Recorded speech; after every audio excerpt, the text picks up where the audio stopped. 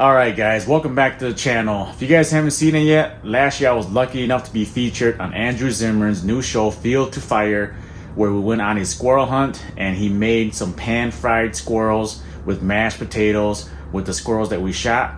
Today I'm going to be making a traditional Hmong squirrel stew, squirrel soup with the squirrels that my dad and I shot the other day. So come along and I'll show you guys how I make my Hmong squirrel stew. Now you're probably wondering why there's the head and the skin and everything else still on the squirrel. Back in the jungles and mountains of Laos, they ate what the land provided and they didn't have too much food. So whatever they caught, whatever they shot, they ate everything, including the skin, the head, everything that was edible, they ate. And so that tradition and that culture continues to today, and that's how we eat our squirrel. All right, so I've got my squirrel, I've got all my herbs, I've got some basil, some lady's thumb, some green onion, we've got some chili peppers, some lemongrass, some kaffir lime leaves, ginger, garlic, and my squirrel. Oh, and I wanted to give a quick shout out to Chef Ye Vang. He gave me this cutting board here. He's sort of a big deal here in the Twin Cities. He only has a couple restaurants here, and one of them was named one of the best restaurants of the year 2024. So thanks, buddy. All right, so I've got my squirrel quartered up here. As you can see here, the thighs, there's quite a bit of meat here on the thighs, and it's pretty thick. So I'm just gonna go in and trim out the meat and leave just some meat on with the bone, with the leg bone here. And I'm just gonna kind of chop this up so that there's some soft chopped up pieces of meat so that my kids can eat the squirrel also. All right, so I've got my garlic, my ginger, my lemongrass ready. I'm just gonna get some oil into the pot. I'm just gonna brown this really quick. It enhances the flavor and the smell of these aromatics. And then also some kaffir lime leaves. And then after they are sauteed or cooking for a little bit, I'm gonna throw in my squirrel meat. And we're just gonna cook that up just a little bit. And then we're gonna add in the water.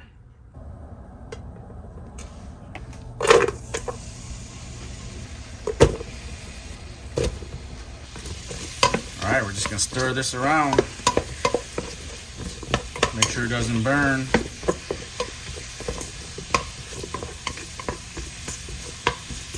Got my heat on medium high. Don't want it too hot, but I want this to brown. All right, I'm gonna get my squirrel meat in there.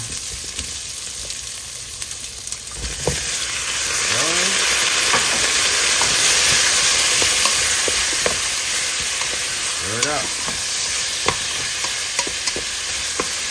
We're just gonna brown the meat for a few minutes here, and then we're gonna add in some water.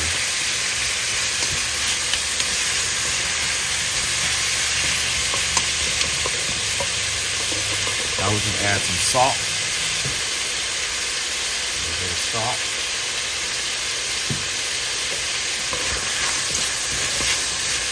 We're gonna add more salt later because we're gonna fill this pot up with water.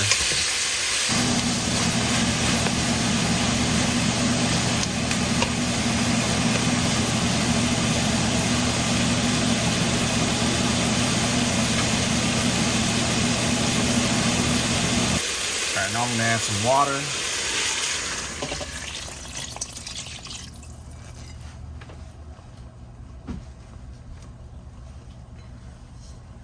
All right, now we're just gonna let it sit, let it boil, let it cook. I'm probably gonna let this cook for about an hour because I want the meat to be really tender.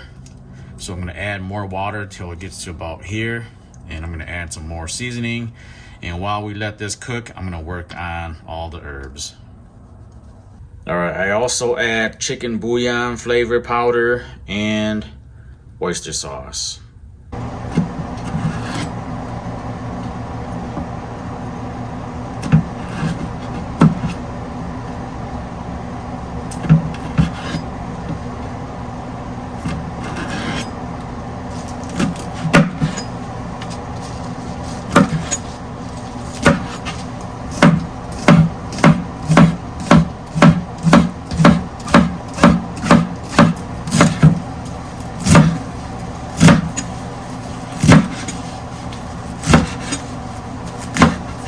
All right, so it's been boiling for about an hour now, and I'm just gonna basically turn this off now. I'm gonna drop in all of my green herbs, and we're just gonna let this sit in the pot for about 5 minutes or so, and we should be good to go. Let all the flavors marry each other. Just gotta grab a bowl, some rice, and we're ready to eat. Stir this around.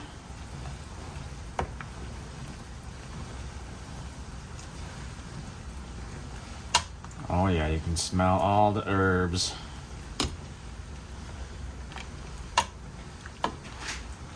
All right, turn off the heat and we'll let it sit.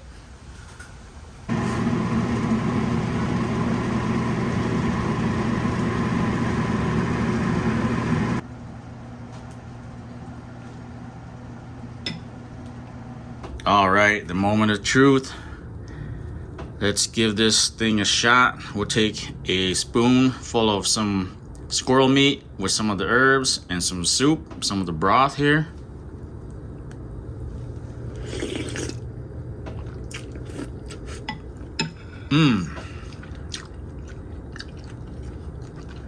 While all the flavors combine together, the spice, the sweetness of the squirrel meat, the gelatinous of the skin, this dish is the bomb. If you guys enjoyed this video, hit that like and subscribe button. Thanks for watching, and we will see you guys on the next one.